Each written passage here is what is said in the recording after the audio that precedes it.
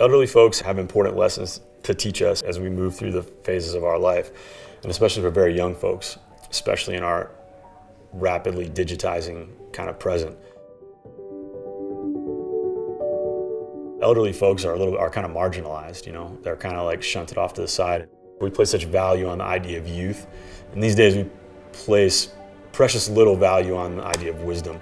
And so I think that anything that helps really young people engage with older people is a boon. And I think that any opportunity, but especially I think the interview is an interesting way, the kind of engagement, that one-on-one engagement with somebody else of a different time period, of a different social context is a valuable one for young folks and for old folks, to be honest, for elderly folks as well.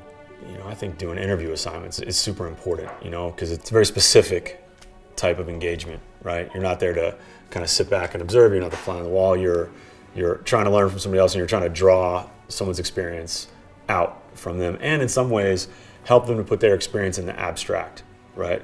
In a way that other people who aren't ever going to meet them can understand and can learn from. So I think the interview is important.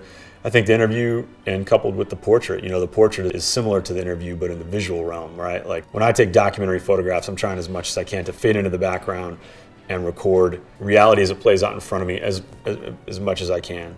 But the portrait's a different dynamic, it's a different engagement.